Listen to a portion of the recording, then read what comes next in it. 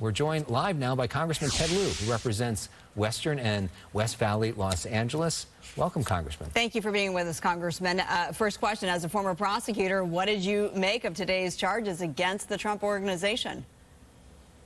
Both the Trump organization and Allen Weisselberg are in deep trouble. When you look at the indictment, it's very clear that this wasn't just a paperwork mistake. This was a 15-year tax scheme where they were essentially not paying taxes on benefits that should have been paid for to a tune of $1.7 million. Allen Weisselberg has been charged with falsifying business records, grand larceny, and criminal tax fraud. And when you look at the indictment, they allege that he had two sets of books. That's very damning evidence. You know, there's the thought, or at least there has been the thought, that Allen Weisselberg might flip on President Trump, and that's the target that these investigators really want. As somebody who's been a prosecutor, what do you make of that, and what do you make of the president's potential criminal liability? It's difficult to tell from this indictment whether or not he would flip and whether there's evidence against a former president. We do know that Mr. Weisselberg is facing over a decade in prison if all of these charges are proven. Also, we do have to, as you earlier stated, have the presumption of innocence. So both the Trump organization and Allen Weisselberg should be given that presumption. When you read the indictment, though, it looks like the prosecution does have a lot of pretty damning evidence. And what about criminal liability for Trump's children? That's a great question. So Trump's children are on the board. It is not clear what they knew, if they knew about this 15-year tax scheme to defraud the taxpayers. Basically, this is stealing from the taxpayers. So without knowing more evidence, we don't know if Trump's children are liable or have any sort of guilt.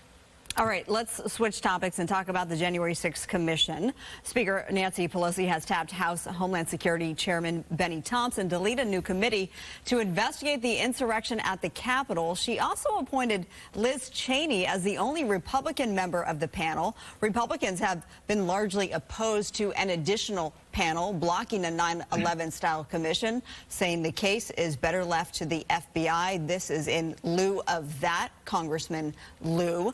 Liz Cheney, she's been ousted, essentially, by the Republican Party.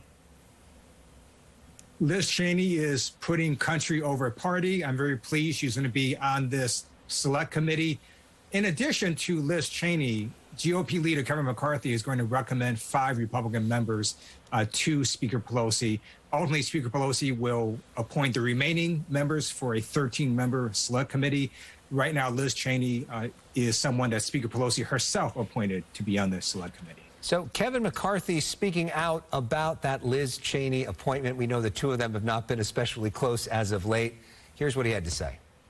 Let me be very clear. I'm not threatening anybody with committee assignments. What I'm saying is, it was shocking to me that if a person is a Republican, they get their committee assignments from the Republican conference. For somebody to accept committee assignments from Speaker Pelosi, that's unprecedented. Your response to the congressman from California. Speaker Pelosi is being bipartisan by appointing Liz Cheney to this select committee within the number of slots that she was going to appoint for Democrats. Speaker Pelosi could have held this spot for another Democrat. She did not. She actually reached out, tried to be bipartisan, and put Liz Cheney on. I think that should be commended. All right, I want to ask you about something else that hopefully will be a little more bipartisan. You're one of 18 members of Congress who actually became a U.S. citizen, naturalized citizen. There was a naturalization ceremony today above the USS Iowa. I was out there a little earlier. Here's some of that.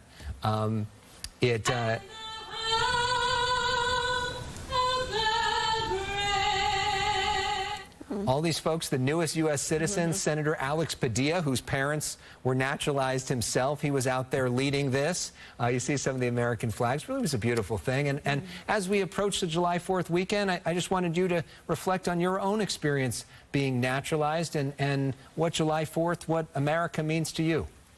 Right. I read your social media, and those are beautiful images from the naturalization ceremony.